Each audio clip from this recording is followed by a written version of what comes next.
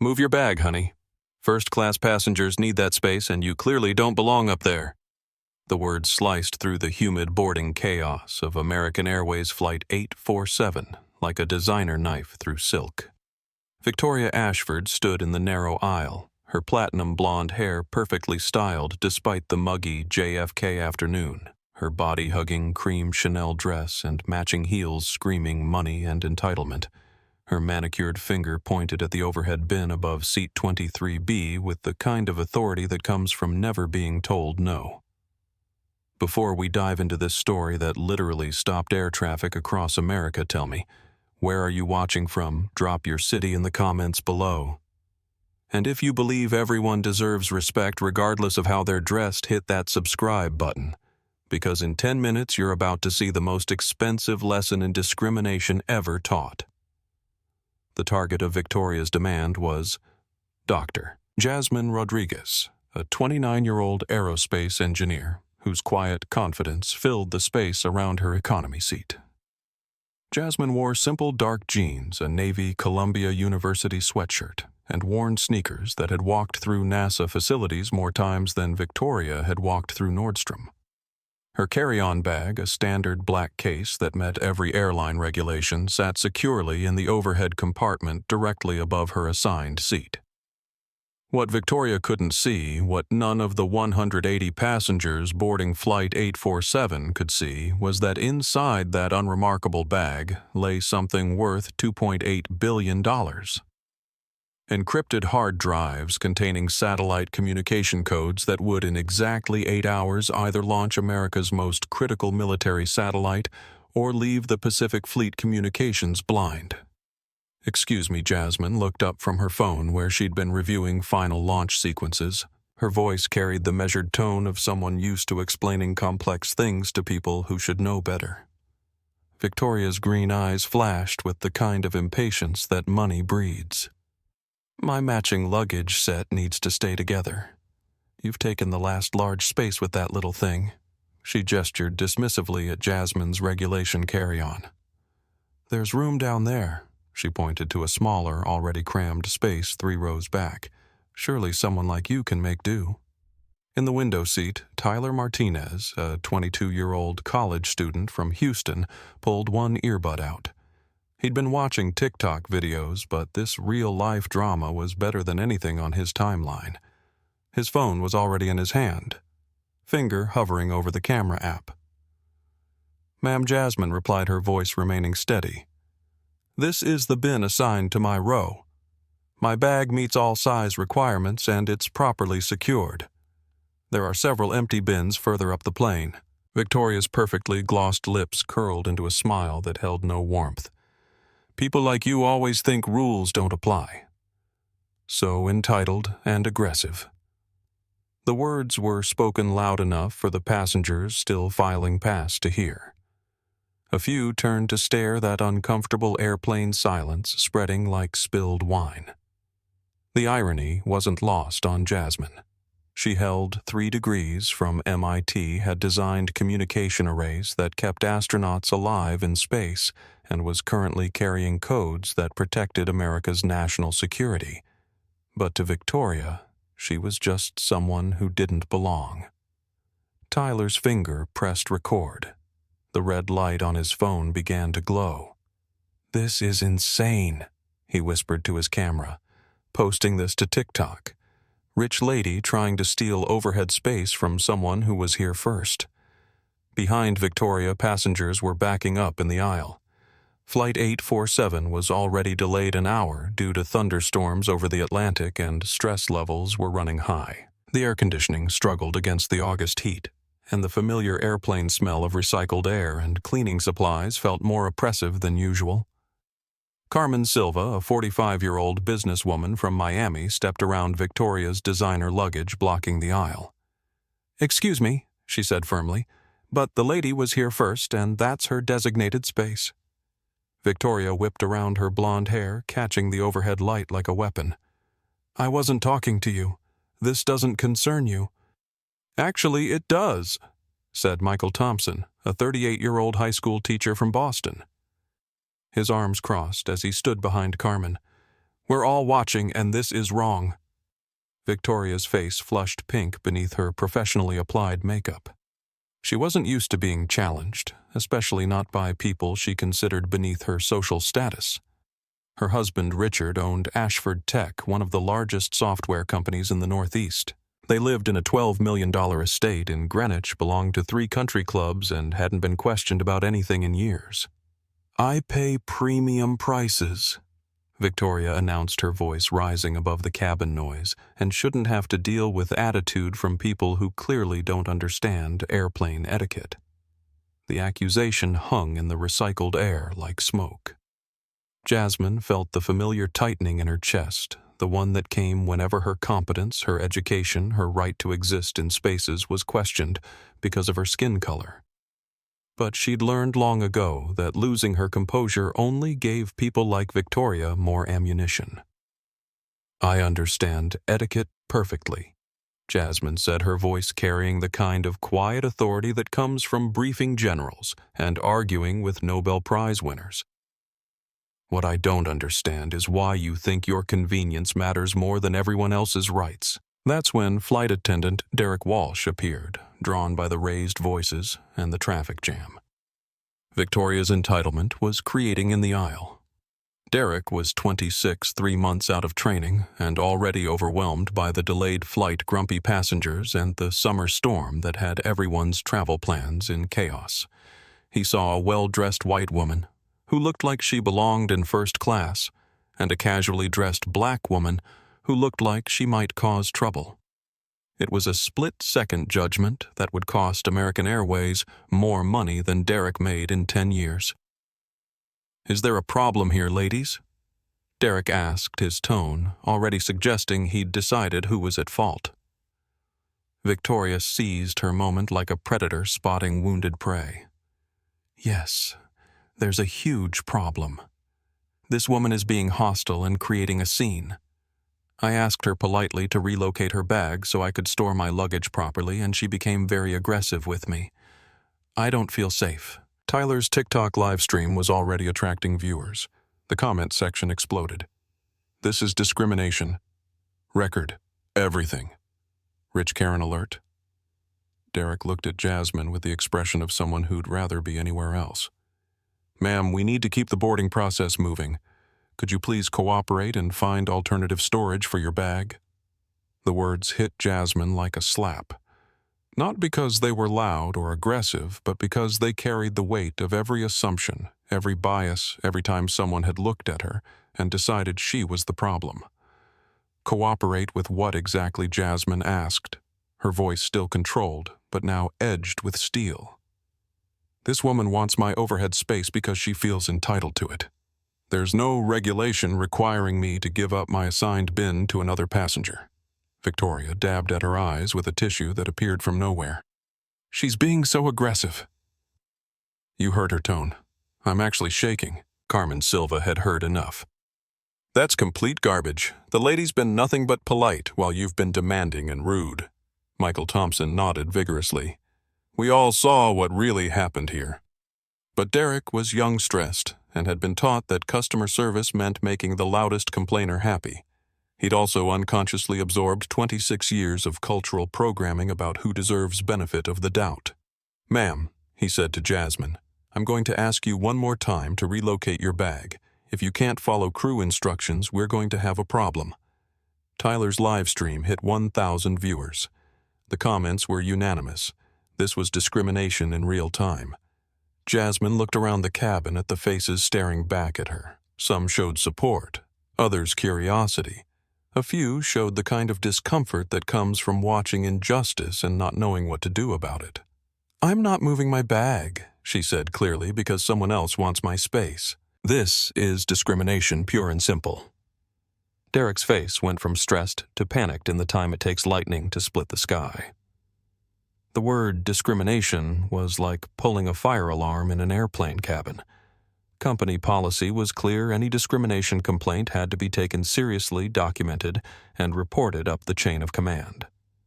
But Derek wasn't thinking about policy. He was thinking about the 150 passengers still trying to board the storm system moving toward JFK and the increasingly agitated woman in designer clothes who looked like she might demand to speak to his manager's manager. "Let's not throw around big words," Derek said, his voice tight with the kind of fake calm that fools nobody. "This is just about luggage space."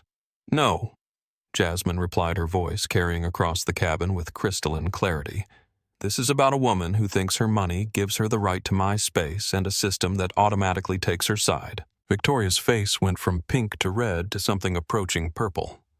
She wasn't used to being called out, especially not in front of an audience. Her social circle consisted of people who either shared her prejudices or were too polite to challenge them directly. "How dare you?" Victoria hissed, her carefully constructed facade cracking like expensive porcelain. "I have never been discriminated against anyone in my life. I simply asked you to be reasonable and you immediately played the race card." Tyler's phone captured every word. His live stream had grown to 3,000 viewers, the comments scrolling too fast to read. Someone had already posted the clip to Reddit. Another viewer was tweeting it with the hashtag #PlaneShame. The race card Carmen Silva stood up from her seat, her business clothes and professional demeanor giving her words extra weight. "Lady, you told her she clearly doesn't belong in that section. You said, 'people like you.' We all heard it. That's not what I meant," Victoria protested, but her voice lacked conviction. She knew exactly what she'd meant, and so did everyone else. Michael Thompson, still standing in the aisle with his carry-on, shook his head in disgust. "I've got 2 daughters. I'd never want them to see someone treated like this." Other passengers were starting to pay attention now. Mrs. Eleanor Hayes, a 67-year-old retired teacher from Atlanta, leaned forward in her seat. "Young lady," she said to Victoria, "I've been flying for 40 years and that woman has every right to that space." But Victoria had committed to her course of action the way ships commit to sailing over waterfalls. Backing down now would mean admitting she was wrong, and people like Victoria built their entire identity around never being wrong. "I don't appreciate being ganged up on," she announced to the cabin. "This is exactly why I usually fly private. These public flights attract... well, you can see for yourselves." The insult was subtle enough to maintain plausible deniability, but clear enough that everyone understood exactly who she was talking about. The cabin went quiet except for the hum of air conditioning and the distant rumble of thunder from the storms circling JFK. That's when Jasmine did something that surprised everyone, including herself. She laughed. Not a bitter laugh or an angry laugh, but the kind of genuine amusement that comes from recognizing a situation so absurd it transcends anger. "You're right," Jasmine said loud enough for the entire cabin to hear. "Public flights do attract all kinds of people. Teachers who shape young minds, students working their way through college, engineers who design the satellites that keep your GPS working. All sorts of people who contribute to society instead of just living off their husband's money." The observation hit Victoria like a physical blow. Several passengers couldn't hide their smirks. Tyler's livestream comment section exploded with fire emojis and applause. Derek realized he was losing control of the situation. His training had covered unruly passengers, medical emergencies, and evacuation procedures, but nothing had prepared him for a discrimination incident playing out in real time with social media broadcasting every word. "Okay, everyone needs to calm down," he said, his voice cracking slightly. "Ma'am," he turned to Jasmine, "I need you to comply with my request to move your bag, or I'll have to call my supervisor." "Call your supervisor," Jasmine replied immediately. "I'd like someone with more experience to explain why I should give up my assigned space to satisfy another passenger's demands." Victoria saw an opportunity and pounced. "Yes, call security too. I want this woman removed. She's been hostile from the moment I spoke to her, and now she's making personal attacks. I feel threatened." The word security sent ripples through the cabin. Passengers started pulling out phones, not just Tyler now, but a dozen people documenting what they sensed was about to become a significant incident. Derek spoke into his shoulder radio, his voice barely audible. "Flight deck? This is Derek. I need Patricia up here. We've got a situation in economy." Within minutes, head flight attendant Patricia Williams appeared from the galley. Patricia was 44 years old with 20 years of experience, and she'd seen every type of passenger drama imaginable. She prided herself on quick problem-solving and keeping flights on schedule. But Patricia made the same split-second judgment Derek had made seeing a well-dressed woman who appeared distressed and a casually dressed woman who appeared defiant. Her experience had taught her that the quickest way to resolve conflicts was to remove the most resistant element. "What seems to be the problem?" Patricia asked, but her tone suggested she'd already decided. Victoria launched into a performance worthy of an Oscar nomination. I politely asked this woman to relocate her bag so I could store my luggage, which needs to remain with my husband's bag in first class for security reasons. She immediately became hostile and aggressive, accused me of discrimination, and now she's making personal attacks about my marriage and my character. I'm honestly afraid of what she might do next. Patricia turned to Jasmine with an expression of professional irritation. "Ma'am, passenger cooperation is required for everyone's safety and comfort. I need you to comply with the crew's request." "Show me the regulation," Jasmine said calmly, "that requires me to give up my assigned overhead space to accommodate another passenger's preference." It was a reasonable request that should have made Patricia pause and reconsider. But Patricia was focused on the delayed flight, the approaching storm, and the crowd of passengers watching her handle the situation. She needed a quick resolution, not a regulations debate.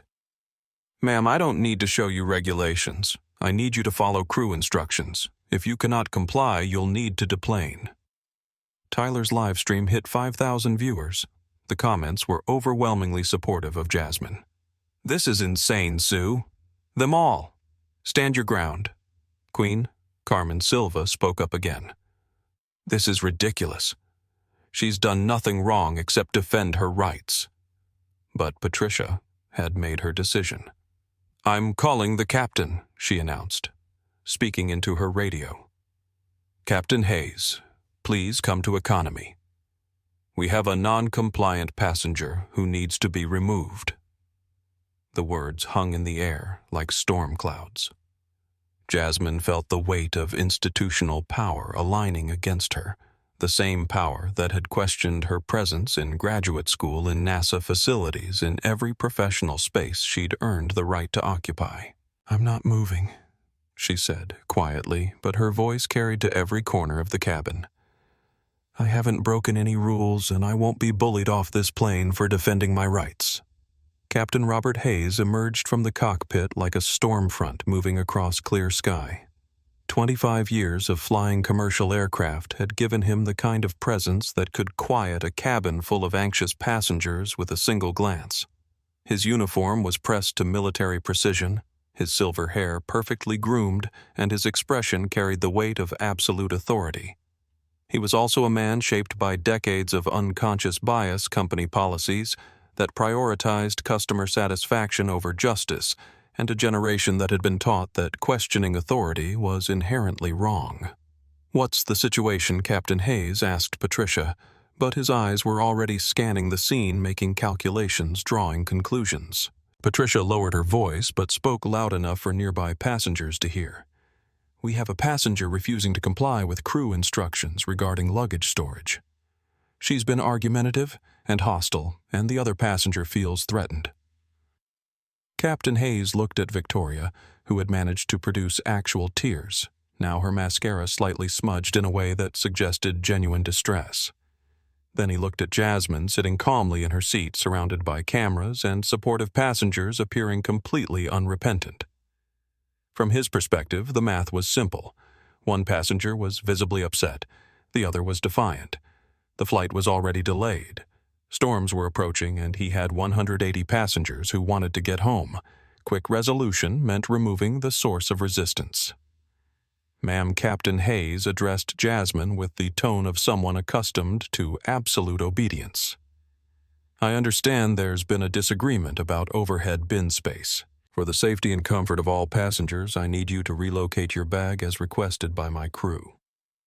Tyler's live stream had exploded to 8,000 viewers. Comments were flooding in faster than anyone could read them, but the sentiment was universal. This was wrong.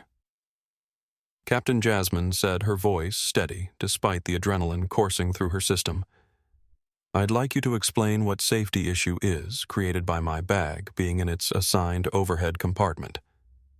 It was a fair question that should have prompted a fair answer. But Captain Hayes wasn't interested in technical discussions with passengers he'd already classified as problematic. Ma'am, I don't need to explain airline safety procedures to passengers. I need you to follow crew instructions or deplane immediately. Carmen Silva couldn't stay silent. Captain, this woman has done nothing wrong. She's been polite and reasonable while being discriminated against. Captain Hayes turned toward Carmen with the expression of a man who'd just been told the earth was flat. Ma'am, I'll ask you to stay out of this situation. But Michael Thompson stood up again. No, Captain. We're all witnesses here. This lady asked for her assigned space, got told she doesn't belong, and now you're treating her like the problem. Eleanor Hayes, the retired teacher, added her voice to the growing chorus. In my day, we called this exactly what it is. Captain Hayes felt the situation slipping away from him like a plane in severe turbulence. His training had taught him that passenger disputes required swift, decisive action to prevent escalation. What he hadn't learned was how to recognize when the swift, decisive action was actually perpetuating injustice. I'm calling ground security, he announced, reaching for his radio. We have a non-compliant passenger causing a disturbance. Victoria seized the moment for her final performance. Thank you, Captain. I was so scared. You never know what people might do when they get aggressive like that. The accusation of aggression was like gasoline on a fire that was already burning out of control. Jasmine had remained seated, spoken calmly, and done nothing more threatening than defend her rights. But Victoria's words planted a seed of fear that would grow into something much larger. Tyler spoke directly to his phone. For everyone watching, this woman has been completely peaceful. She's sitting in her seat talking normally while they're calling her aggressive for not giving up her space to someone who thinks she's entitled to it. The live stream had reached 12,000 viewers. Someone had cross-posted it to Twitter where it was being shared by accounts with millions of followers. The hashtag JFK discrimination was starting to trend. Within minutes, Airport Security Supervisor James Mitchell arrived with 2 Port Authority officers. James was 41 years old, a former military police officer who prided himself on handling situations quickly and efficiently. He believed in following protocols, respecting chain of command, and maintaining order above all else. Officer Rodriguez and Officer Davis flanked him, their hands resting casually on their utility belts, a subtle but unmistakable display of authority. What do we have here? James asked Captain Hayes, but his eyes were already assessing the scene, categorizing threats, planning his approach. Captain Hayes briefed him quickly. Passenger refusing to comply with crew instructions, causing a disturbance, making other passengers feel unsafe. James nodded, the kind of professional acknowledgement that suggested he'd handled dozens of similar situations. What he didn't realize was that every word of his conversation with Captain Hayes was being broadcast live to thousands of viewers who were recording everything for posterity. Ma'am, James addressed Jasmine with the tone of someone who expected immediate compliance. I need you to gather your belongings and come with me. On what grounds? Jasmine asked, her voice still calm, but now edged with the kind of steel that comes from years of fighting for respect in rooms where she wasn't welcome. James consulted his notes. Failure to comply with crew instructions causing a public disturbance, threatening behavior toward other passengers. The last accusation hit the cabin like lightning. Jasmine had never raised her voice, never moved from her seat, never done anything that could reasonably be called threatening. But the accusation was now part of the official record. I've been sitting in my seat talking normally, Jasmine said, her voice carrying to every corner of the cabin. "These passengers can verify that I haven't threatened anyone." Carmen Silva stood up again. "She's absolutely right. This is discrimination, pure and simple." Tyler kept his camera rolling. 15,000 people are watching this live. Everyone can see what's really happening here. But James Mitchell was a man who believed in authority structures, and in his structure, airline captains outranked passengers regardless of what social media might say. "Ma'am, you can either come with me voluntarily, or we can escort you. Your choice." Jasmine looked around the cabin at faces filled with shock, anger, and helpless sympathy. She thought about the encrypted drives in her carry-on bag, the satellite launch scheduled for 6 hours from now, and the communications array that would go dark if she wasn't in Houston to oversee the final sequences. But she also thought about every black woman who had ever been told she didn't belong, every professional who had been dismissed because of assumptions about her appearance, every person who had been asked to make themselves smaller to accommodate someone else's comfort. "If you remove me from this plane," she said clearly, "you're violating federal anti-discrimination laws, and you're about to learn exactly who you're messing with."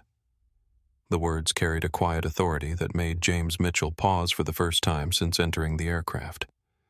But it was already too late. The machinery of institutional bias had been set in motion, and like a passenger jet on a runway, it would take more than words to change its course. If this discrimination is making your blood boil, smash that subscribe button, because what happens next is going to shock you.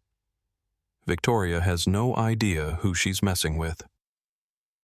The cabin of Flight 847 had transformed from a routine delayed departure into something resembling a civil rights flashpoint. Tyler's TikTok livestream had exploded to 20,000 viewers, with the numbers climbing every second.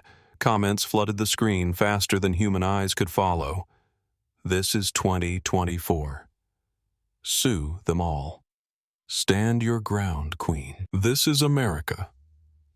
James Mitchell felt the weight of those watching eyes, but his training had taught him that social media attention was irrelevant to proper procedure.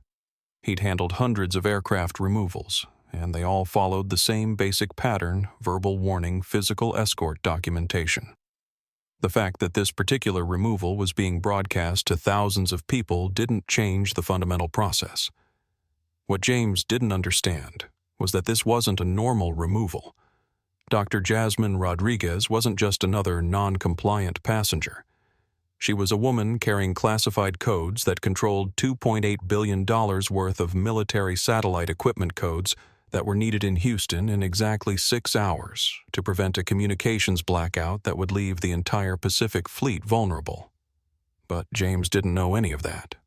All he knew was that an airline captain wanted a passenger removed, and airline captains had the legal authority to make that decision. "Ma'am," James said, his voice carrying the practiced calm of law enforcement. "I need you to gather your belongings and come with me now." Jasmine remained seated, her hands folded calmly in her lap, her carry-on bag secure in the overhead compartment above her head. The bag that Victoria had demanded, the bag that had started this entire incident, contained more sensitive material than everything else on the plane combined. "I'm not resisting removal," Jasmine said clearly, her voice carrying to every corner of the cabin and to every viewer on Tyler's live stream. "But I want it clearly understood that I'm being removed for refusing to give up my assigned overhead space to accommodate another passenger's demands. That's the only thing I've done wrong." Officer Rodriguez stepped forward, his expression professional but uncomfortable. He'd watched the entire incident unfold, and his own sense of justice was warring with his duty to follow orders from superior officers. "Ma'am, please stand up and come with us," he said, his voice gentler than James Mitchell's but still carrying official authority. Victoria watched from her position in the aisle, her designer handbag clutched to her chest like a shield. Her face flushed with the kind of triumph that comes from seeing the system work exactly as she expected it to. She'd complained, someone had been removed, and order had been restored to her universe. Finally, she said just loud enough for the nearest passengers to hear. "These people need to learn there are consequences for attitude." The words hit the cabin like a physical slap. Carmen Silva gasped audibly. Michael Thompson shook his head in disgust. Eleanor Hayes, the retired teacher, muttered something under her breath that sounded like a prayer for patience. Tyler's live stream exploded. The comment count had passed 50,000, and someone had started a hashtag Justice for Jasmine. The video was being shared across every social media platform simultaneously. Jasmine stood slowly, her movements deliberate and dignified. She reached for her carry-on bag, the one that contained encrypted drives worth more than everyone on the plane would earn in their lifetimes combined. "That bag is evidence," James Mitchell said suddenly. "It needs to be inspected." It was a standard procedure for removed passengers, but Jasmine's blood ran cold. If airport security opened that bag, if they powered up those drives, if they triggered the encryption protocols, the entire satellite launch could be compromised. "That bag contains sensitive work materials," Jasmine said carefully. "It's protected under federal privacy laws." James Mitchell had heard every excuse imaginable from passengers trying to avoid bag searches. "Ma'am, you're being removed from an aircraft for disruptive behavior. Your bag will be inspected as part of standard security protocol." The irony was devastating. Jasmine was being removed for defending her right to keep her bag secure, and now that same bag would be searched because she was being removed. The circular logic of institutional bias had created a trap with no escape. "I need to make a phone call," Jasmine said. After processing, James replied, "Right now, you're coming with me." Carmen Silva stood up, her business suit and professional demeanor giving her words extra weight. "This is wrong. Everyone here knows this is wrong." Michael Thompson nodded vigorously. "We all saw what happened. She did nothing but defend her rights." But James Mitchell was focused on his procedure, not on the growing crowd of supporters. He gestured toward the aircraft door. "Ma'am, let's go." Jasmine walked down the aisle with her head high, carrying herself with the kind of dignity that comes from knowing you're right, even when the system says you're wrong. Behind her, passengers were pulling out phones, recording her exit, documenting what they recognized as a historic injustice. Tyler kept his live stream rolling, following Jasmine's progress toward the door. "They're removing Dr. Rodriguez for defending her overhead bin space. 25,000 people are watching this live. This is what discrimination looks like in 2024. Victoria finally got her wish. She moved her designer luggage into the overhead space above Jasmine's former seat, arranging her matching pieces exactly as she'd envisioned. But her moment of triumph felt hollow. The entire cabin was staring at her with expressions ranging from disgust to outright hostility. What she demanded, her voice defensive. "I didn't do anything wrong. I just asked for reasonable accommodation." Reasonable Carmen Silva's voice carried the edge of someone who'd reached her limit. "You got a woman removed from a plane for keeping her bag in her assigned space." Eleanor Hayes, the retired teacher, spoke with the authority of someone who'd spent 40 years educating children about right and wrong. "Young lady, you should be ashamed of yourself." But Victoria had committed too fully to her course of action to back down now. "I'm not ashamed of anything. I paid for first-class service, and I deserve first-class treatment." The comment revealed everything about Victoria's worldview.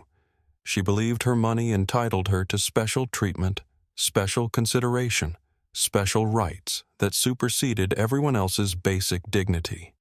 Outside the aircraft, Jasmine was being escorted through the jet bridge toward the terminal, her carry-on bag in Officer Davis's possession, her phone confiscated as part of the removal process. She was thinking about satellite trajectories, launch windows, and the communications array that would go dark if she wasn't in Houston in 6 hours.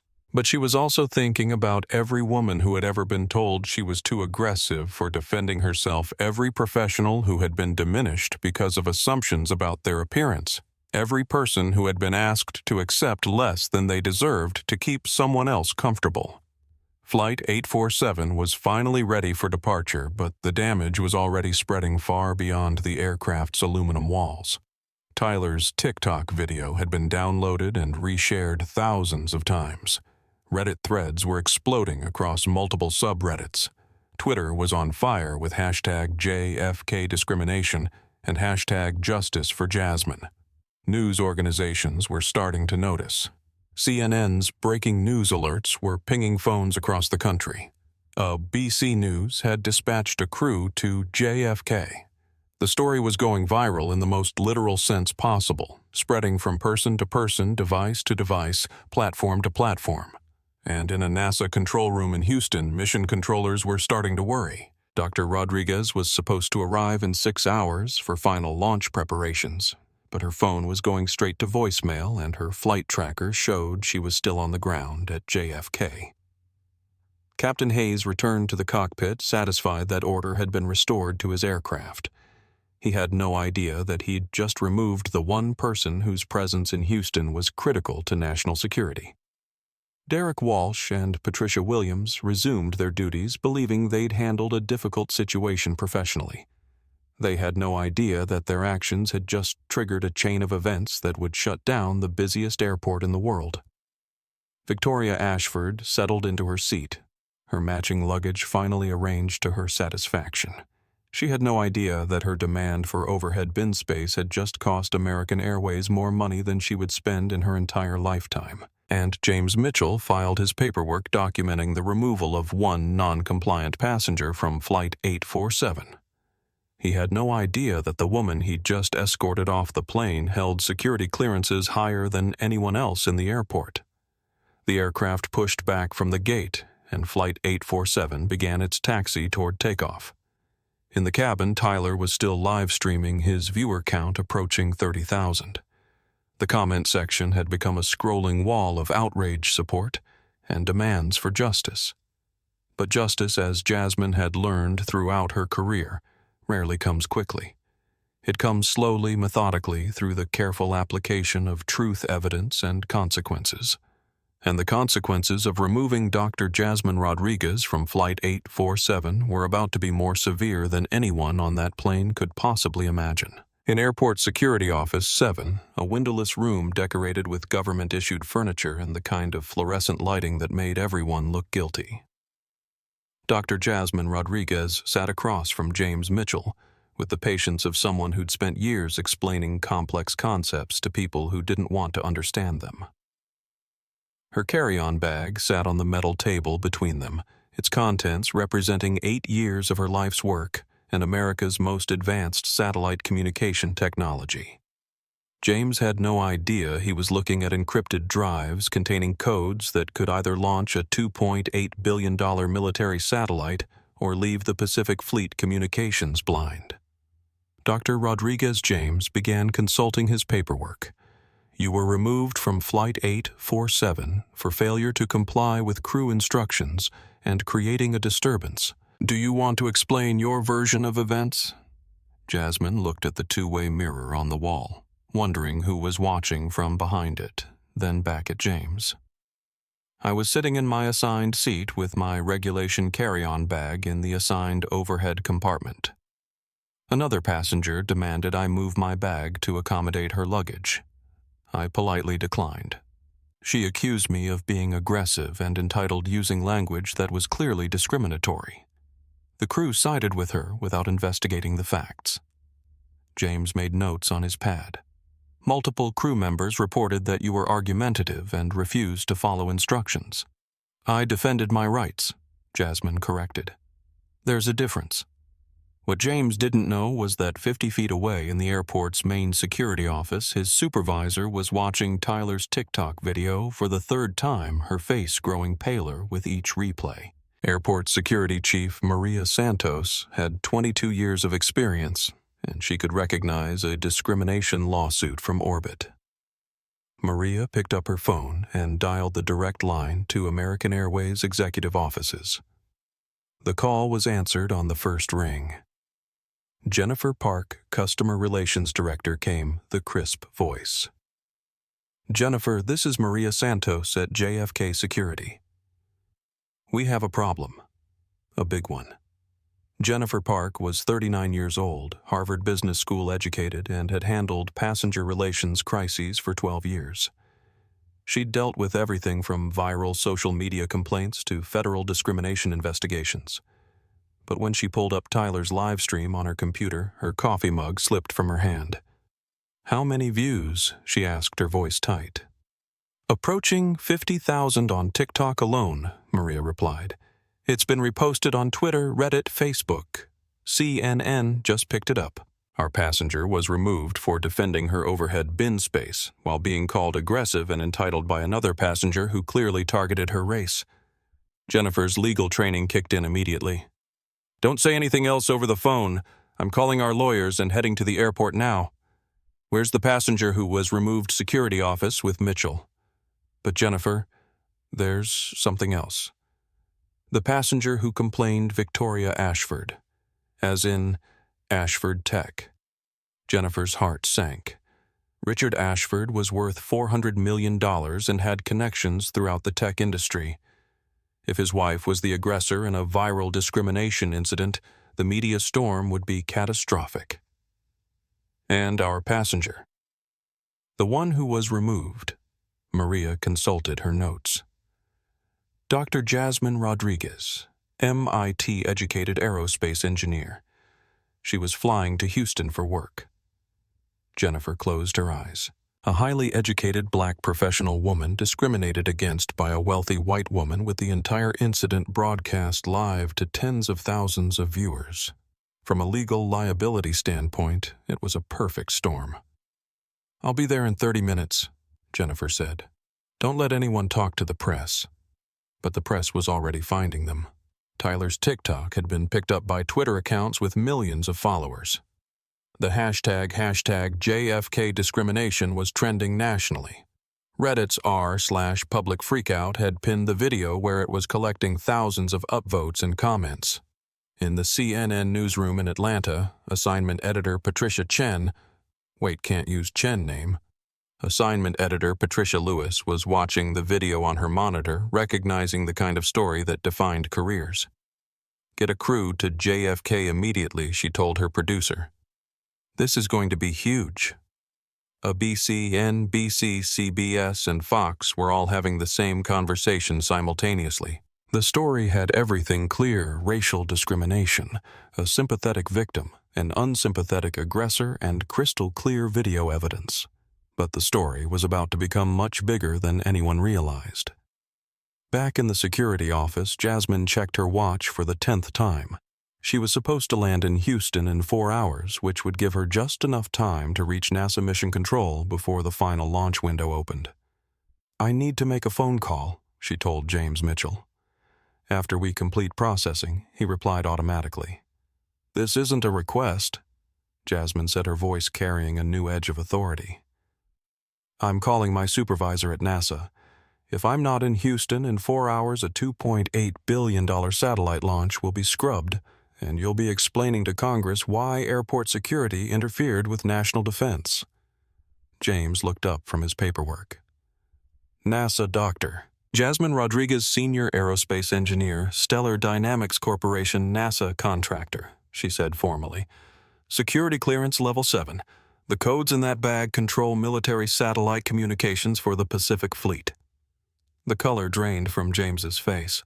Level 7 security clearance was higher than most generals carried. If he just detained someone with that level of federal authority, his career was over. I need to make some calls," he stammered. "Yes, you do," Jasmine agreed. "Starting with NASA Mission Control in Houston. The number is in my phone." While James was realizing the magnitude of his mistake, Tyler's live stream was approaching 100,000 views. The comments section had become a scrolling wall of outrage.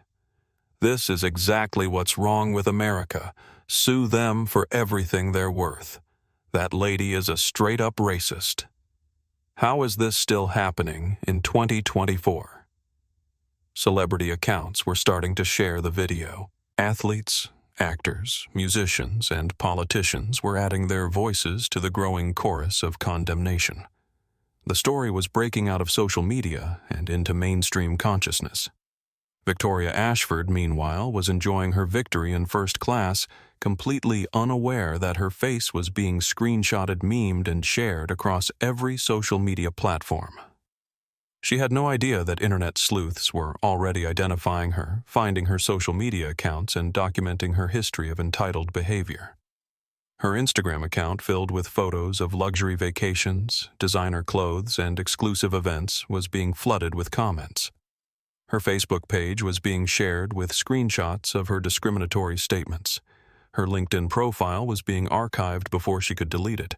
Flight 847 had finally taken off, but the damage was spreading faster than any aircraft could fly. In the NASA Mission Control Center in Houston, Dr. David Kim was starting to panic. The Ares 7 satellite launch was scheduled for 11:47 p.m. Eastern Time, and Dr. Rodriguez was the only person authorized to input the final encryption codes. "Where is she?" he asked his assistant for the 5th time. Her phone goes straight to voicemail. Flight tracking shows her plane took off 2 hours late, but she should still land with time to spare. But Dr. Rodriguez wasn't on that plane anymore, and Mission Control had no idea their most critical team member was sitting in an airport security office watching her life's work potentially disappear because she'd refused to give up her overhead bin space to a racist. David Kim made a decision that would soon escalate the situation beyond anything anyone had imagined. He picked up his red phone, the one that connected directly to the Pentagon. "This is Dr. Kim at NASA Houston. I need to speak to General Foster immediately. We have a potential national security crisis." The wheels of federal authority began to turn slowly at first, then with increasing speed and devastating force. Dr. Jasmine Rodriguez was about to become the most expensive passenger removal in aviation history. The red phone in General Patricia Foster's Pentagon office rarely rang, and when it did, it usually meant someone was about to have a very bad day.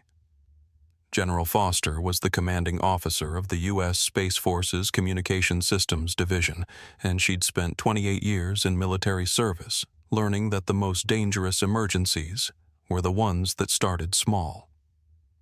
"General Foster," she answered, her voice carrying the crisp authority of someone accustomed to making life-and-death decisions.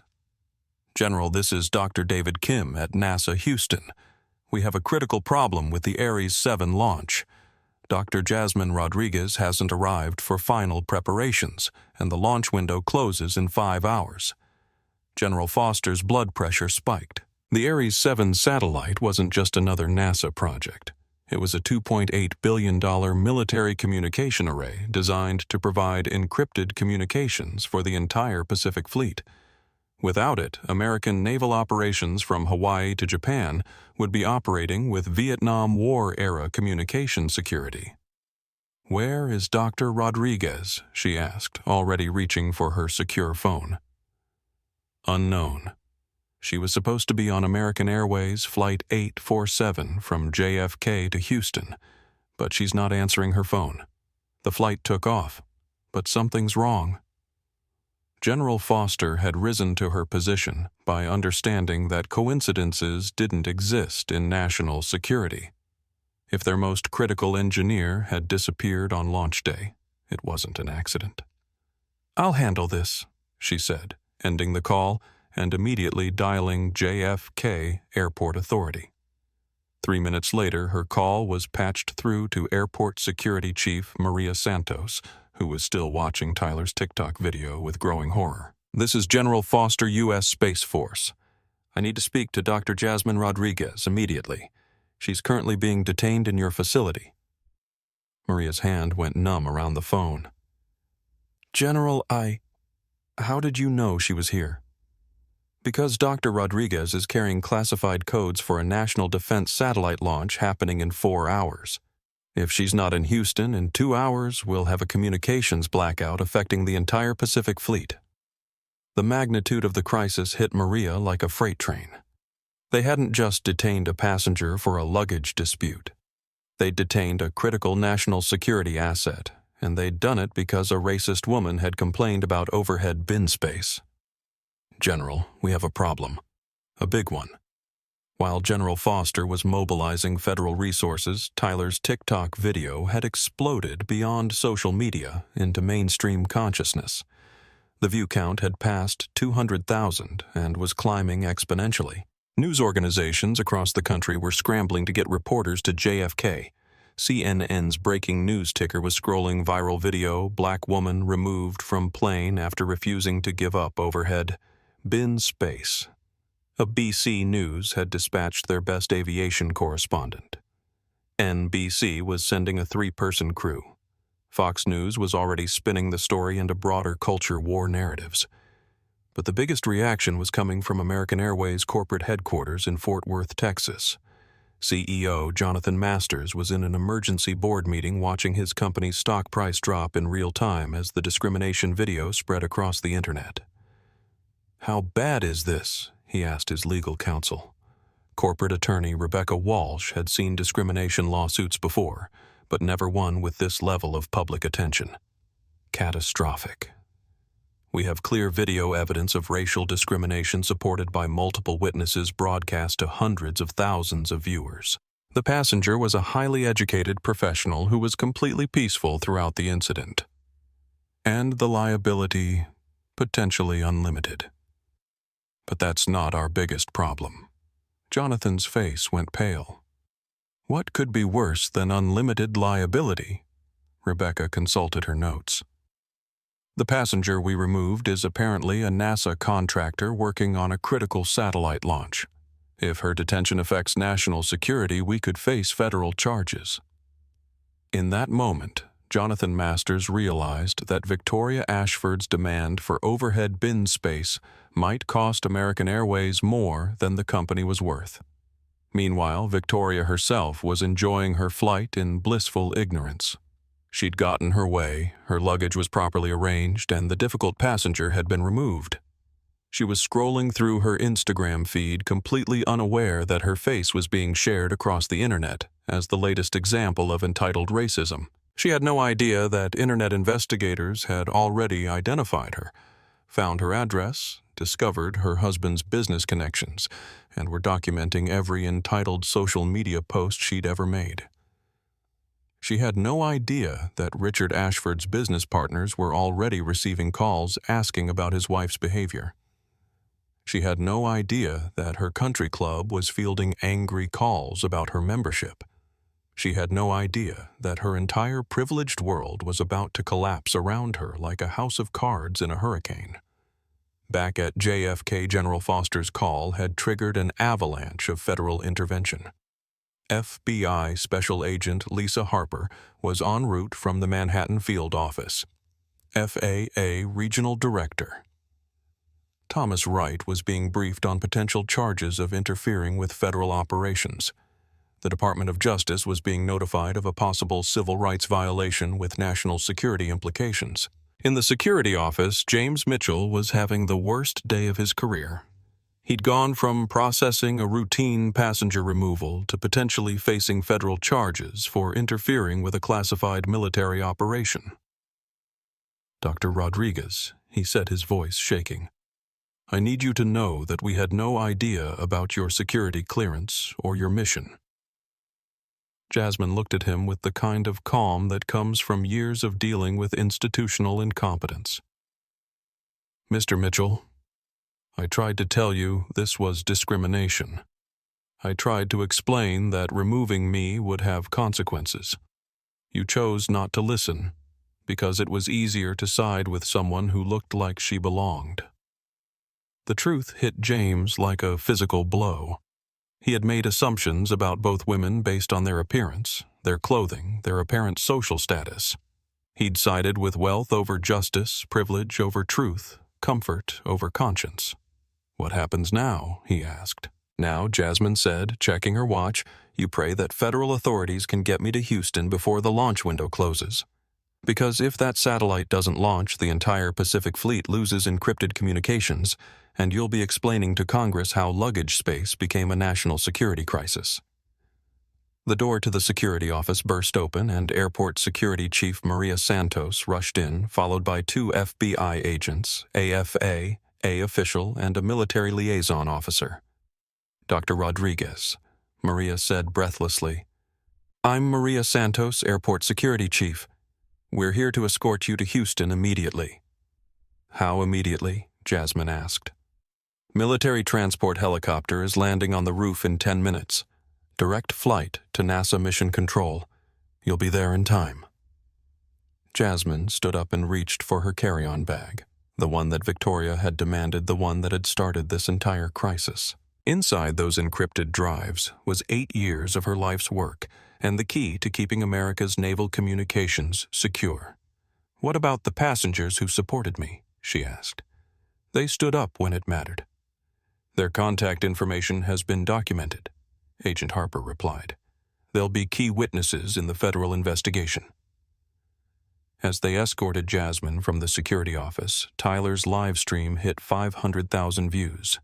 The comment section was exploding with updates. FBI just arrived at JFK military helicopter landing on the airport roof. "This is way bigger than we thought. That woman must be super important." The story was no longer about overhead bin space. It was about national security, institutional discrimination, and the cost of prejudice in an interconnected world. And Flight 847 was still in the air, carrying Victoria Ashford toward the biggest shock of her privileged life. At 4:47 p.m. Eastern Time, FAA Regional Director Thomas Wright made a decision that would ground every aircraft at America's busiest airport. Standing in the JFK Air Traffic Control Tower, surrounded by radar screens showing hundreds of aircraft in various stages of departure and approach, he spoke into his radio with the authority of someone who understood that national security trumped everything else. "This is FAA Regional Director Wright. I'm ordering an immediate ground stop for all departures from JFK International Airport effective immediately. All incoming flights are to be diverted to alternate airports until further notice." The air traffic controllers stared at him in shock. A ground stop at JFK was like stopping the flow of the Mississippi River. The economic impact would be measured in tens of millions of dollars per hour, affecting not just New York, but aviation systems across the globe. "Sir," the senior controller stammered, "we have 847 aircraft in various stages of operation. The cascading delays will affect every major airport in North America." "I understand the implications," Wright replied grimly. "We have a federal discrimination investigation involving potential interference with a classified military operation. Until we determine the full scope of this incident, nothing moves." The impact was immediate and devastating. On the massive departure board in JFK's terminal, 400s of flights switched from on-time to delayed. FAA order. Passengers started pulling out their phones, checking social media, trying to understand why the entire airport had suddenly stopped functioning. Tyler's TikTok video provided the answer. By 5 p.m., it had reached 750,000 views and was being shared by major news outlets, celebrity accounts, and political figures. The hashtag JFK discrimination was trending worldwide, but it was being joined by new hashtags. Hashtag national security and hashtag JFK shutdown. In Terminal 100s of stranded passengers were discovering that their travel delays were connected to a viral video about overhead bin space. The reaction was swift and decisive. Victoria Ashford had become the most hated person in American aviation. Meanwhile, the military helicopter carrying Dr. Jasmine Rodriguez was slicing through the sky toward Houston at 180 miles per hour. Inside the aircraft, Jasmine was on a secure satellite phone with NASA Mission Control running through final preparation checklists, while federal agents updated her on the expanding investigation. Dr. Rodriguez, Agent Harper said over the helicopter's rotor noise, "We need you to understand the scope of what's happening. Your removal from that aircraft has triggered a federal civil rights investigation, an FAA inquiry into airline discrimination practices, and a congressional demand for hearings on aviation bias." Jasmine looked out the window at the landscape rushing beneath them.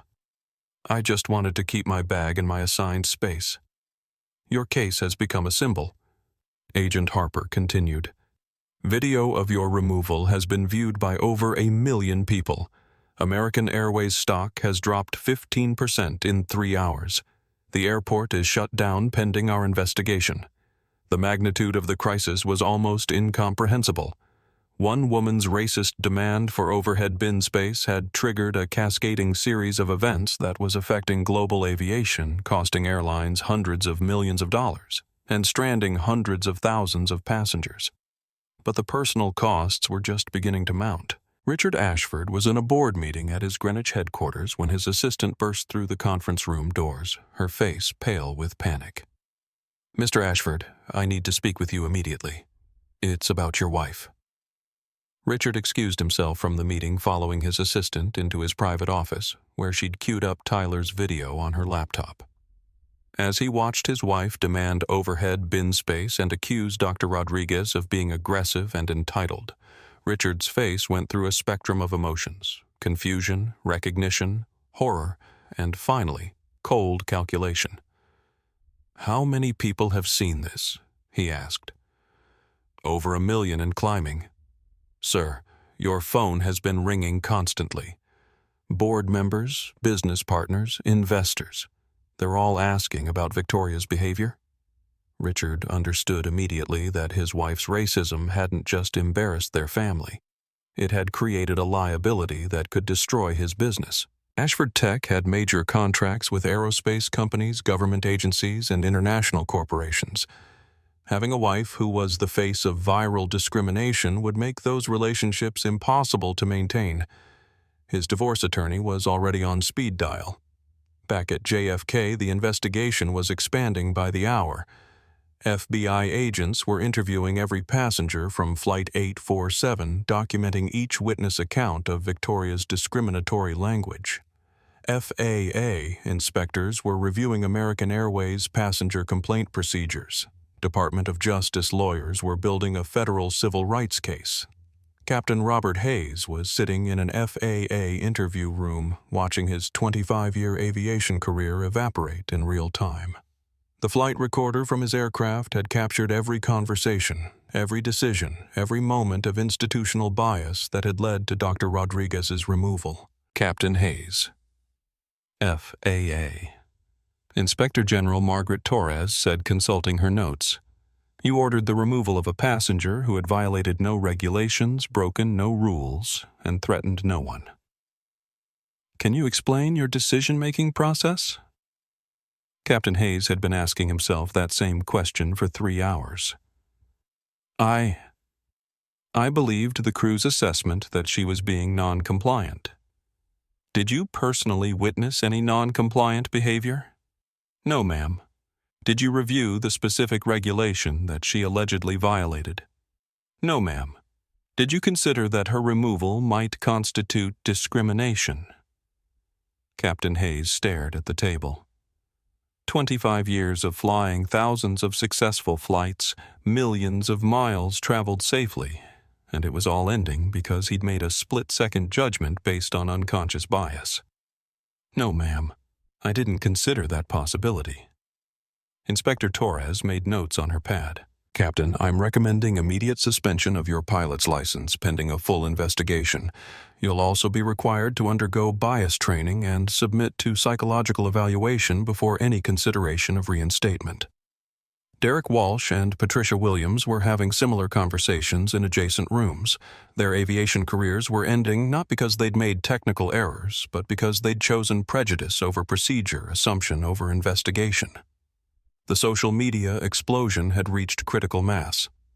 Tyler's original TikTok had been downloaded and reshared millions of times across every platform. News organizations were running the story as their lead item. Congressional representatives were demanding hearings. Civil rights organizations were calling for federal investigations. Victoria Ashford's name and face were everywhere, but not in the way she'd ever wanted. Internet investigators had found her social media accounts, her country club memberships, her charity board positions, her entire privileged lifestyle. Screenshots of her discriminatory statements were being turned into memes, shared by celebrities and used as examples in diversity training programs.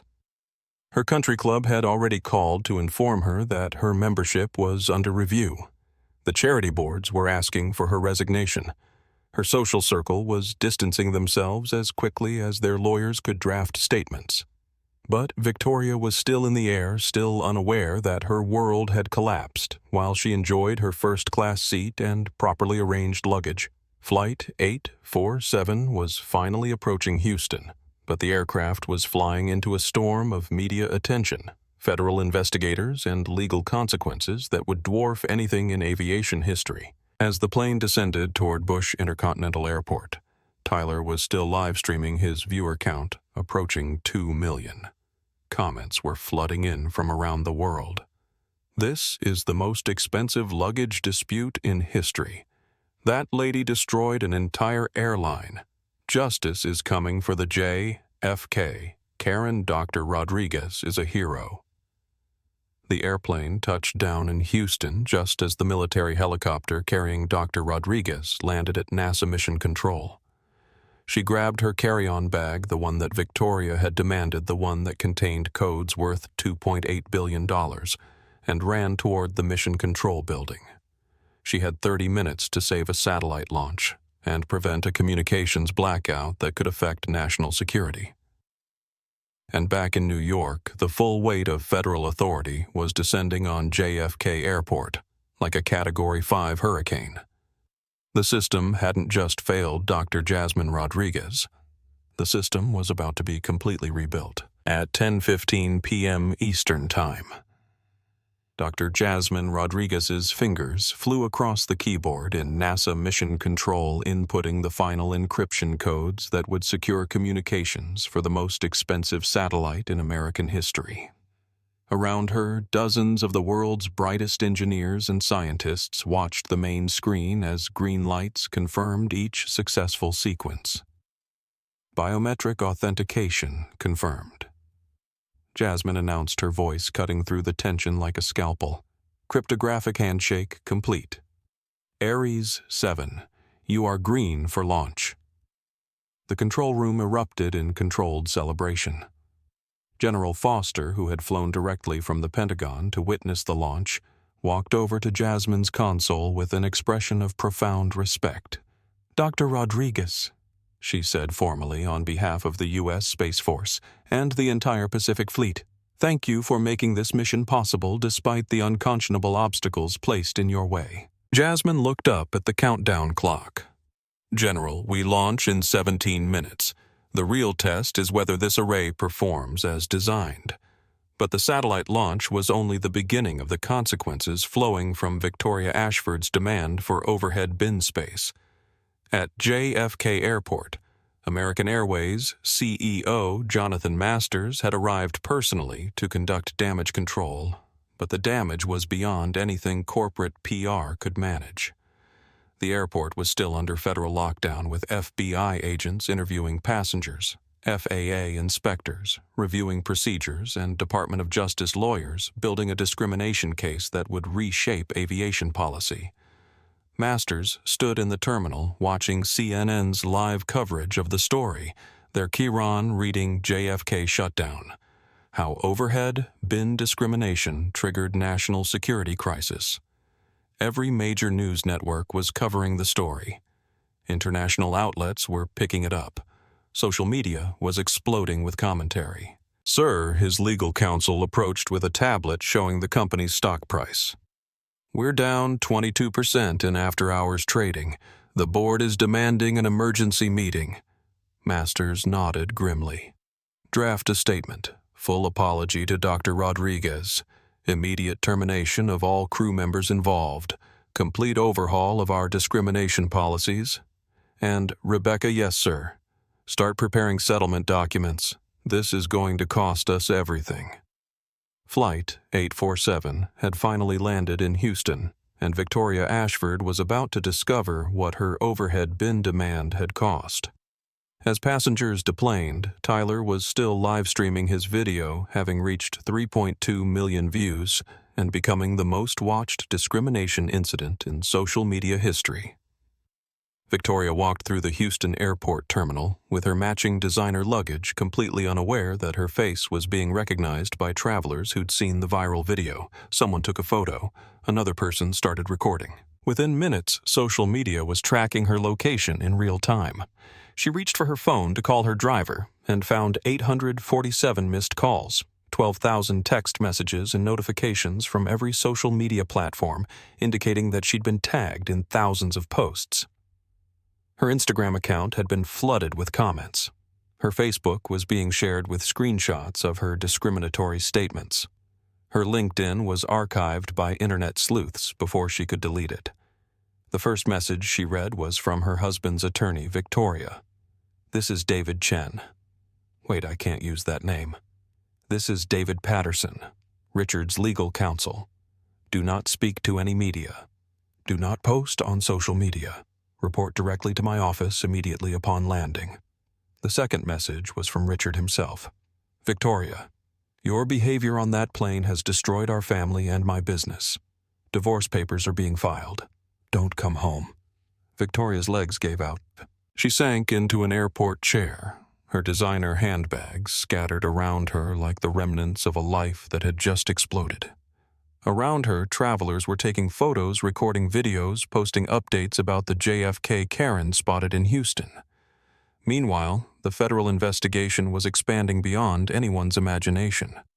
FBI Special Agent Lisa Harper was coordinating with civil rights attorneys, FAA investigators, and congressional staff members who were demanding immediate hearings on discrimination in aviation. The first arrests came at 11:30 p.m. Security Supervisor James Mitchell was charged with civil rights violations and interference with federal operations. The charges carried a potential sentence of 5 years in federal prison and $250,000 in fines. Captain Robert Hayes was arrested at his Long Island home for deprivation of civil rights under color of law. His pilot's license was permanently revoked, his pension frozen, and his name added to the FAA's permanent no-fly list for aviation personnel. Derek Walsh and Patricia Williams were charged with conspiracy to violate civil rights. Their aviation careers were over. Their professional reputations destroyed their futures limited to jobs that didn't require federal background checks. But the biggest arrest was yet to come. Victoria Ashford was taken into custody at Bush Intercontinental Airport on federal charges of conspiring to interfere with a military operation. Her demand for overhead bin space, which had led to Dr. Rodriguez's detention, was being prosecuted as a threat to national security. The irony was devastating. Victoria's racist attempt to assert privilege had triggered federal charges that could result in 5 years in prison and the complete destruction of her luxurious lifestyle. The Houston arrest was broadcast live across social media. Tyler's TikTok followers watched in real time as federal agents escorted Victoria through the airport in handcuffs, her designer dress and perfectly styled hair, providing stark contrast to the circumstances of her arrest. Comments exploded across every platform. Justice for Dr. Rodriguez. This is what racism gets you. Play stupid games. Win federal charges. The JFK. Karen finally got arrested at NASA Mission Control. The Ares 7 satellite launched flawlessly at 11:47 p.m. Its communication arrays deploying perfectly in orbit 22,300 miles above Earth. Dr. Rodriguez watched the telemetry data confirm that her 8 years of work had succeeded, that military communications were secure, that the Pacific Fleet would maintain encrypted connectivity. General Foster approached her console one final time. "Dr. Rodriguez, this satellite will protect American naval operations for the next 20 years. Your dedication to completing this mission, despite the discrimination you faced, exemplifies the finest traditions of American service." Jasmine nodded, but her thoughts weren't on satellites or military communications. They were on every black woman who had ever been called aggressive for defending herself, every professional who had been dismissed because of their appearance, every person who had been asked to make themselves smaller to accommodate someone else's prejudice. "General," she said quietly, "I hope this case prevents other people from experiencing what I went through today." The immediate consequences were staggering. American Airways faced federal civil rights charges, congressional investigations, and lawsuits that would total over $200 million. JFK Airport remained partially closed for 48 hours, while FBI agents completed their investigation affecting over 500,000 passengers and costing the aviation industry an estimated $2.8 billion in delays and cancellations. Victoria Ashford lost everything: her freedom, her marriage, her social status, and her privileged lifestyle. Her federal charges would result in 18 months in prison, lifetime bans from all major airlines, and social exile that would follow her for the rest of her life. But the deeper changes were just beginning. The JFK incident, as historians would later call it, triggered the most comprehensive overhaul of aviation discrimination policies in American history. Within 72 hours, Congress had scheduled hearings on bias in transportation. The Department of Transportation announced new federal requirements for discrimination training. The FAA implemented mandatory bias reporting procedures for all airline personnel. Dr. Jasmine Rodriguez didn't seek revenge or personal recognition.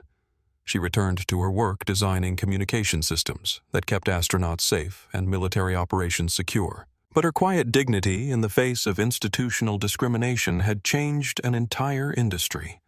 The overhead bin dispute that Victoria thought would last 5 minutes had cost her everything and transformed American aviation forever. Justice, Jasmine learned, doesn't always come quickly. But when it comes completely. 6 months after the JFK incident, Dr. Jasmine Rodriguez stood before a joint session of Congress, her voice carrying the same calm authority that had guided satellite launches and withstood institutional discrimination. The hearing room was packed with reporters, civil rights advocates, and aviation industry executives who had flown to Washington to witness what many considered a watershed moment in transportation equality. Members of Congress, Jasmine began discrimination in aviation isn't just a civil rights issue, it's a national security issue. When bias prevents qualified professionals from performing their duties, it affects not just individuals but entire systems. The congressional hearings had been prompted by what investigators discovered during their review of airline discrimination practices.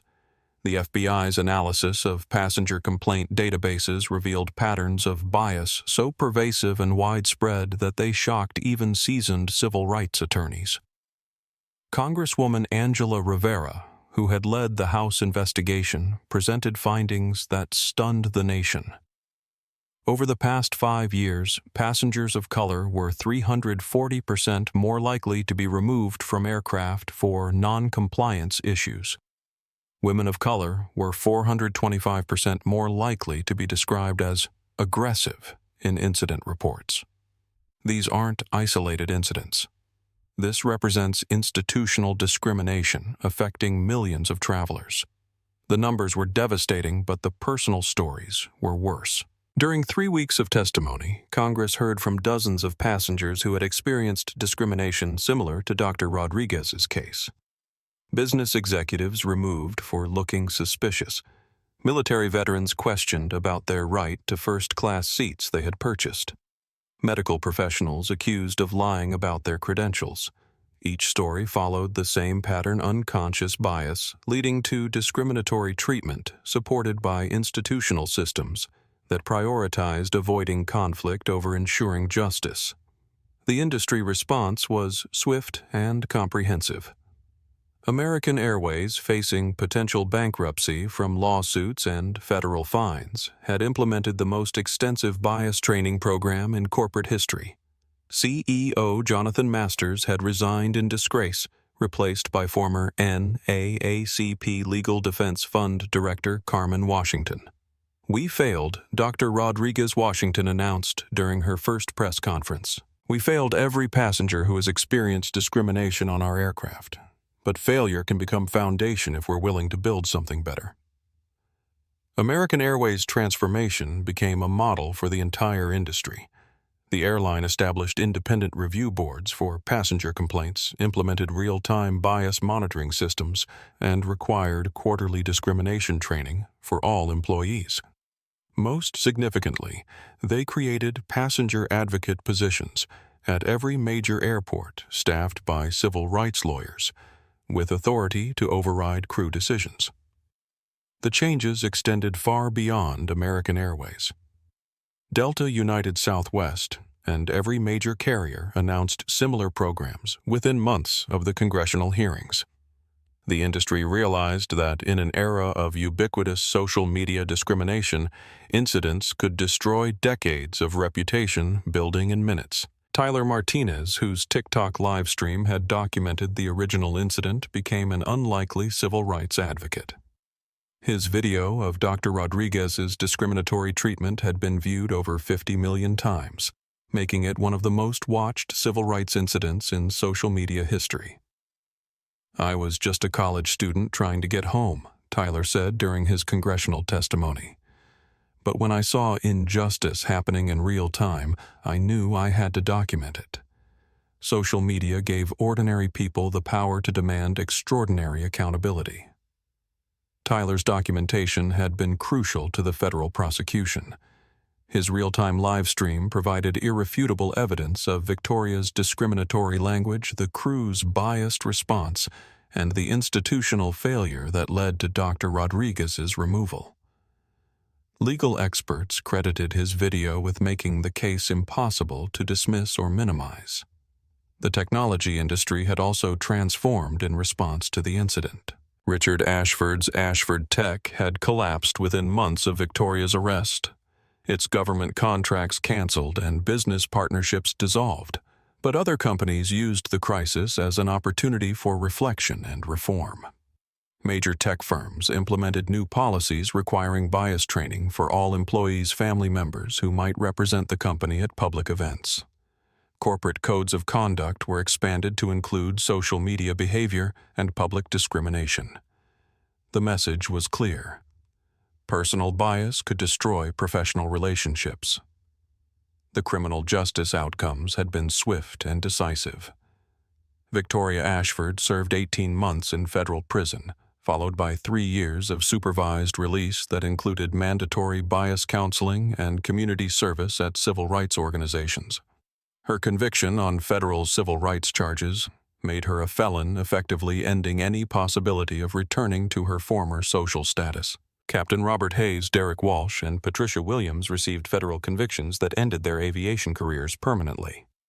James Mitchell was sentenced to 2 years in federal prison and lifetime employment restrictions in transportation security. But the most significant changes were cultural rather than legal. The JFK incident had provided America with a crystal-clear example of how unconscious bias operated in institutional settings, and the consequences had been so severe that they forced national conversations about discrimination that had been avoided for decades. Dr. Rodriguez had become an reluctant symbol of grace under pressure, dignity in the face of injustice, and the power of refusing to accept less than full equality. Universities used her case in civil rights courses. Business schools analyzed the incident as an example of how discrimination destroys value. Military academies studied her response as a model of maintaining composure under hostile conditions. But Jasmine herself remained focused on her work. The Ares 7 satellite she had helped launch was performing flawlessly in orbit, providing secure communications for military operations across the Pacific. She had returned to designing next-generation communication systems, leading teams of engineers who now worked under diversity and inclusion policies that had been strengthened by her experience. "I didn't want to become famous," Jasmine said during a rare public interview. "I wanted to do my job with dignity and respect. If my experience prevents other people from facing what I faced, then something positive came from something terrible." The international response had been equally significant. The European Union updated its aviation discrimination policies, citing the JFK incident as evidence that stronger protections were needed. Canada implemented new passenger rights legislation. Airlines operating internationally faced increased scrutiny about bias in their treatment of passengers. Most importantly, the incident had educated millions of people about the realities of modern discrimination. Victoria's racist language and entitled behavior had been so clearly documented that they became textbook examples of how prejudice operates in contemporary settings. Her actions had been so obviously wrong that they forced conversations about bias even among people who typically avoided discussing discrimination. The ripple effects continued to spread. Airports implemented bias monitoring systems. Flight attendant training programs were completely overhauled. Passenger advocacy groups gained new legal powers. Federal transportation regulators received expanded authority to investigate discrimination complaints. Tyler's original TikTok video had been preserved by the Smithsonian Institution as a historical document demonstrating how social media could be used to document and combat injustice. His live stream had shown that ordinary citizens with smartphones could create accountability for powerful institutions in ways that previous generations could never have imagined. 6 months after Victoria Ashford had demanded overhead bin space, American aviation had been fundamentally transformed. Discrimination complaints had dropped by 78%. Passenger satisfaction surveys showed dramatic improvements in reported respect and dignity. Diversity among airline employees had increased substantially as companies recruited talent from previously underrepresented communities. The changes weren't perfect and bias hadn't been eliminated entirely. But the JFK incident had created awareness, accountability, and consequences that made discrimination much more difficult to ignore or excuse. Dr. Jasmine Rodriguez had wanted nothing more than to keep her bag in her assigned overhead space and complete her mission to Houston.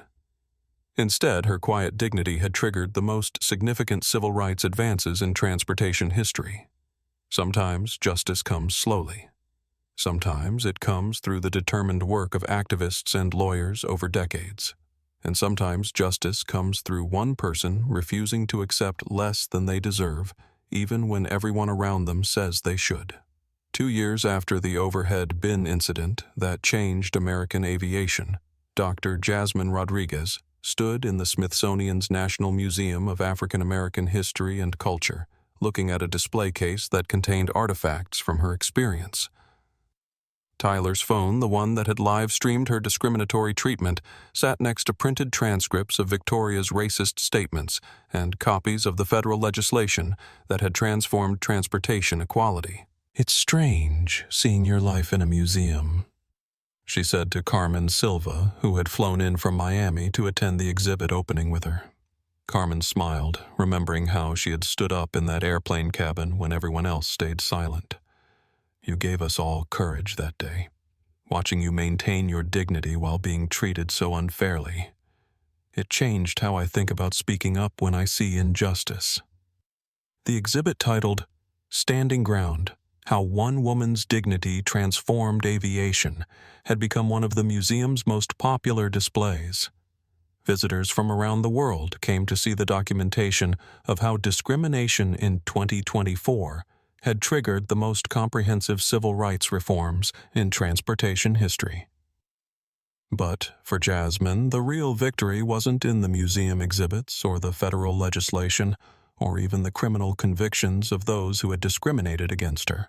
The real victory was in the letters she received from travelers who no longer feared being judged by their appearance, from young professionals who felt empowered to defend their rights from parents who could fly with their children, knowing that dignity was protected by law rather than dependent on luck. Tyler Martinez, now a civil rights lawyer, finishing his final semester at Harvard Law School, had driven down from Boston for the exhibit opening. The scholarship fund established in Jasmine's name had paid for his education, transforming him from a college student with a smartphone into an advocate for justice in digital spaces. "Dr. Rodriguez," he said, approaching her near the display case, "I wanted you to know that I've been accepted to work for the Department of Justice Civil Rights Division after graduation. They specifically recruited me because of my experience documenting discrimination." Jasmine hugged him, remembering the young man who had instinctively known to record injustice when he saw it. "Tyler, you saved that moment for history. Without your video, none of this would have been possible." The transformation had been more profound than anyone had imagined. American Airlines now reported to federal civil rights monitors quarterly, Bias training was mandatory for all transportation employees. Passenger advocates operated at every major airport with authority to override discriminatory decisions in real time. But the changes went deeper than policy. The culture of aviation had shifted from one that prioritized avoiding conflict to one that prioritized ensuring justice. Flight crews were trained to recognize bias rather than enable it. Passengers felt empowered to speak up when they witnessed discrimination. Airlines competed to demonstrate their commitment to equality rather than merely avoiding lawsuits. Victoria Ashford's story had become a cautionary tale taught in diversity training programs across corporate America. Her transformation from privileged socialite to federal felon had demonstrated that racism carried real consequences in contemporary society. Her 18 months in federal prison had been followed by social exile so complete that she had moved to a small town in rural Montana, living under her maiden name and working at a nonprofit helping former inmates reintegrate into society. "I destroyed my entire life over luggage space," Victoria had written in a letter of apology to Dr. Rodriguez, one of dozens she had sent over 2 years.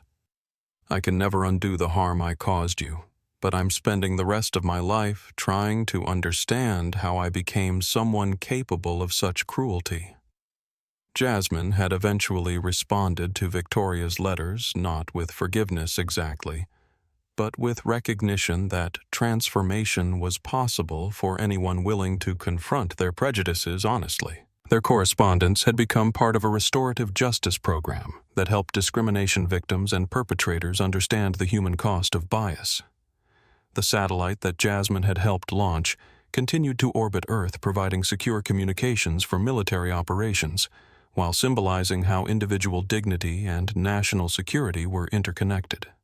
Her work designing next-generation communication systems had earned her international recognition, but she remained most proud of the mentorship program she had established for young engineers from underrepresented communities.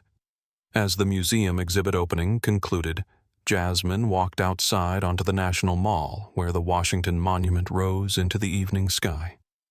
She thought about the trajectory that had brought her from an airplane cabin to this moment, the discrimination that had tried to diminish her, the dignity that had sustained her, and the justice that had ultimately prevailed. Her phone buzzed with a text message from General Foster Aries 7 just completed its 1,000th successful communication sequence. "Your encryption protocols continue to protect fleet operations perfectly. Thank you for your service to the nation." Jasmine smiled, remembering the military helicopter that had rushed her from JFK to Houston, the countdown clock that had almost run out, and the satellite launch that had succeeded despite Victoria's attempt to derail it. She had done her job, completed her mission, and protected national security. Everything else had been consequences flowing from her refusal to be diminished. Walking toward her car, Jasmine passed a family of tourists taking photos near the museum entrance. The father was explaining to his young daughter that the exhibit inside documented how ordinary people could create extraordinary change by refusing to accept injustice. "Remember," he told her, "dignity isn't something you're given. It's something you claim and defend." Jasmine nodded silently, agreeing with the lesson. She had learned that justice rarely comes as a gift. It comes through the cumulative effect of people who refuse to accept less than they deserve, who maintain their composure under pressure, who document truth when others prefer comfortable lies. She had wanted nothing more than to keep her bag in her assigned overhead space. Instead, her quiet insistence on basic respect had transformed an entire industry and reminded America that equality requires eternal vigilance. The stars were beginning to appear in the darkening sky, including the artificial star she had helped place there, silently protecting communications across the Pacific. Her work continued, her mission endured, and her dignity remained uncompromised. Sometimes the smallest acts of resistance create the largest waves of change. This story hit me differently than others we've covered, and I need to share why it matters so much. As a content creator, I've seen hundreds of discrimination stories, viral videos, and social media movements, But Jasmine's case teaches us something profound about true power and lasting change. This wasn't just about overhead bin space or airline policies. This was about the moment when quiet dignity meets loud prejudice, and how the choice to maintain your principles can literally reshape systems. What strikes me most is how Victoria's split-second decision to judge someone by their appearance created a cascade of consequences that cost her everything. Her marriage, her freedom, her social status, her comfortable life, all destroyed because she couldn't imagine that a casually dressed black woman might be more important than she was. The racism wasn't subtle or hidden. It was broadcast live to millions of people, making denial impossible. But Jasmine's response is what makes this story transformative. She never raised her voice. She never lost her composure. She simply refused to be diminished. When the system failed her, she maintained her dignity, until that dignity attracted the attention of people with the power to create change. Her quiet strength became unstoppable force. Tyler's role shows us that ordinary people can become heroes just by documenting truth. His live stream didn't create the discrimination, but it made the discrimination undeniable. In our connected world, injustice can't hide behind closed doors anymore. Someone is always watching, recording, ready to share truth with the world. The ripple effects teach us about accountability in real time. Victoria thought she could treat someone badly without consequences because she'd never faced consequences before. But social media created immediate accountability. Her behavior was documented, shared, analyzed, and judged by millions of people within hours. The institutional changes prove that crisis can become catalyst. American aviation didn't just apologize and move on. They completely rebuilt their systems because they realized that discrimination wasn't just morally wrong. It was economically devastating and legally dangerous. The cost of bias became too high to ignore. If you take anything from this story, let it be this: treat everyone with dignity, not because of who they might be, but because of who you choose to be. Dignity costs nothing to give but everything to lose. Character is revealed in moments of pressure, and in our social media age, those moments of pressure can be seen by millions. Jasmine didn't seek fame or revenge. She just wanted to do her job with respect. But her refusal to accept less than basic human dignity ended up protecting that dignity for millions of other travelers. Sometimes the most powerful statement is simply standing your ground with grace. Remember this when you're tempted to judge someone by their appearance, their clothes, or their perceived status. That person you're dismissing might just be the one the whole world is waiting for. And remember that in our connected age, your character is always on display. Choose wisely, because the next viral video might feature you.